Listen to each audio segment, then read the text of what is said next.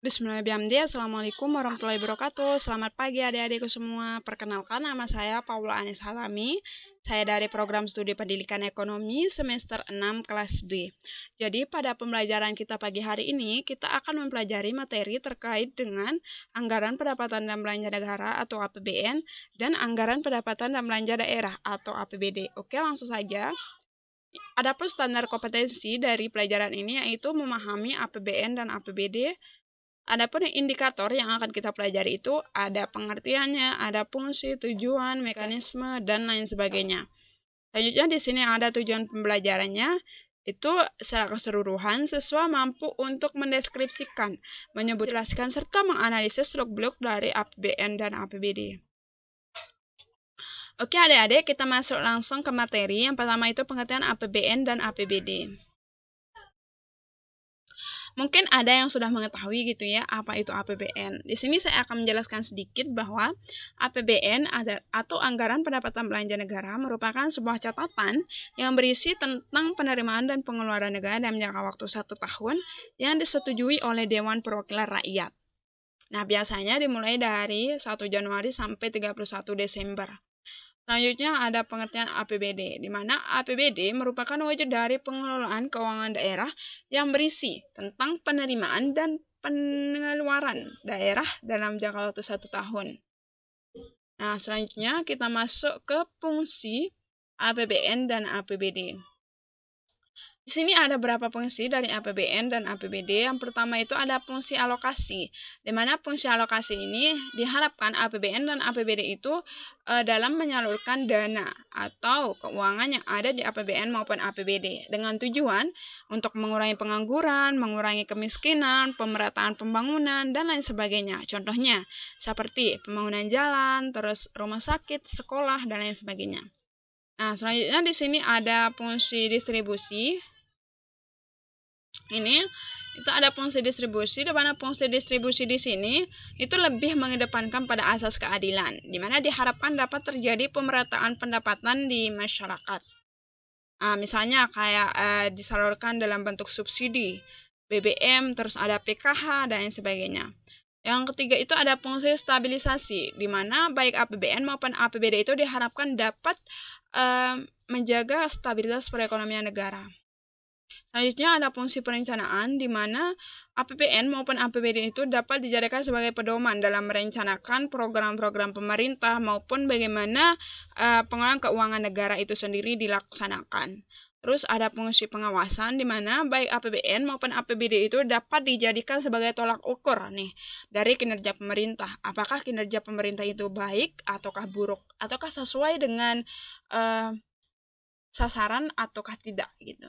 Selanjutnya yang terakhir ada fungsi otorisasi, di mana fungsi otorisasi ini yaitu baik APBN maupun APBD itu dijadikan sebagai pedoman dalam melaksanakan keuangan negara.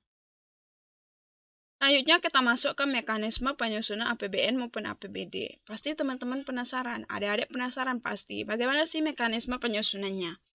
Nah, yang pertama mekanisme penyusunan APBN. Menurut Undang-Undang Dasar 1945 Pasal 23 Ayat 1, 2, dan 3, mekanismenya yang pertama ini ada pemerintah, dalam hal ini presiden atau lembaga eksekutif akan menyusun RAPBN atau Rancangan Anggaran Pendapatan Belanja Negara dalam bentuk nota keuangan yang selanjutnya akan diajukan ke Dewan Perwakilan Rakyat atau lembaga legislatif. Nah, di sini di DPR ini akan disidangkan RAPBN yang tadi dan diambil keputusan apakah diterima ataukah ditolak. Kalau diterima maka akan dijadikan APBN dan akan dikembalikan untuk dilaksanakan oleh pemerintah. Tetapi kalau ditolak maka APBN tahun lalu yang akan dikembalikan dan dilaksanakan oleh pemerintah. Bagaimana nih kalau untuk APBD? Nah, APBD sendiri di sini ada pemerintah daerah. Nah, di pemerintah daerah ini akan menyusun RAPBD atau Rancangan Anggaran Pendapatan Belanja Daerah dan selanjutnya akan diajukan ke Dewan Perwakilan Rakyat Daerah. Nah, di DPRD ini akan disidang dan diambil keputusan apakah ditolak atau diterima. Kalau diterima maka akan menjadi APBD dan dijalankan pada tahun itu, dan kalau ditolak maka yang dijalankan itu adalah APBD tahun lalu. Selanjutnya Adapun prinsip penyusunan APBN maupun APBD. Nah, kalau APBN di sini ada 3 prinsip, itu anggaran defisit, terus prinsip anggaran dinamis, dan prinsip anggaran fungsional. Nah, kalau di Indonesia sendiri, sejak tahun 1999 itu yang digunakan itu adalah prinsip anggaran defisit. Nah, selanjutnya ada prinsip penyusunan APBD. Nah, prinsip penyusunan APBD sendiri itu, yang pertama itu sesuai dengan kebutuhan penyelenggaraan pemerintah daerah, terus APBD itu disusun tepat waktu, terus transparan dan partisipatif, terus memperhatikan asas keadilan dan kepatutan, serta tidak bertentangan dengan kepentingan umum maupun kepentingan yang berada di atasnya atau yang lebih tinggi. Atau peraturan yang lebih tinggi maksudnya. Selanjutnya kita masuk ke struktur APBN maupun APBD. Nah, yang pertama struktur APBN sendiri di sini itu ada pendapatan, ada belanja, sama ada pembiayaan. Nah, pendapatan sendiri di sini yaitu baik pendapatan negara itu dari pendapatan pajak maupun non pajak. Kalau pendapatan pajak itu kan kayak pajak, retribusi, dan lain sebagainya. Terus non pajak kayak hibah, sumbangan, terus BUMN ataupun BUMD dan lain sebagainya. Selanjutnya ada belanja nih. Belanja negara itu dibagi menjadi 2. Itu ada belanja pemerintah pusat seperti belanja pegawai, belanja barang, belanja modal, belanja sosial, itu kayak PKH, terus belanja untuk kepentingan masyarakat seperti subsidi BBM dan lain sebagainya. Terus yang kedua itu ada transfer ke daerah dan desa. Itu dalam bentuk dana perimbangan. Itu dibagi menjadi 3. Ada dana alokasi umum, ada dana alokasi khusus, dan dana lainnya. Terus pembiayaan di sini ada surplus, bisa juga terjadi defisit. Nah, kalau surplus itu di mana pendapatannya itu akan lebih besar daripada belanjanya. Kalau defisit itu belanjanya yang lebih besar daripada pendapatannya. Adapun struktur dari APBD atau anggaran pendapatan belanja daerah sendiri itu ada 3 juga, ada pendapatan daerah, ada belanja daerah, dan ada pembiayaan daerah.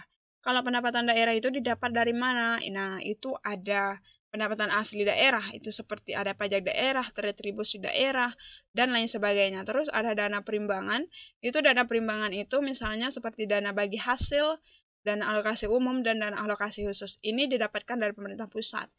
Terus ada lain-lain pendapatan daerah yang sah, misalnya seperti ada hibah, terus bantuan dari keuangan dari provinsi, dan lain sebagainya. Terus yang pada selanjutnya itu ada belanja daerah. Nah, uang daerah itu digunakan untuk apa gitu. Jadi ini ada belanjanya itu dua jenis gitu, ada belanja tidak langsung dan belanja langsung. Kalau belanja tidak langsungnya itu seperti belanja pegawai, bunga, subsidi, hibah, dan lain sebagainya. Kalau belanja langsungnya itu ada belanja pegawai, belanja barang dan jasa, dan lain sebagainya.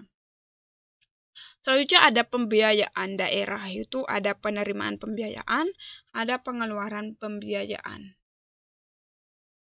Selanjutnya kita masuk ke pengaruh APBN dan APBD terhadap perekonomian. Jadi apa sih pengaruh dari APBN terhadap perekonomian? Pertama itu, jika kebijakannya defisit, cenderung akan mendorong terjadinya inflasi.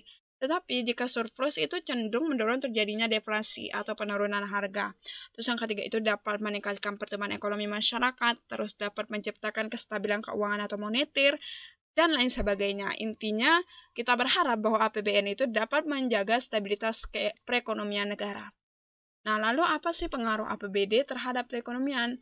Nah, APBD itu di sini diharapkan dapat menjaga kestabilan serta memperbaiki perekonomian masyarakat daerah.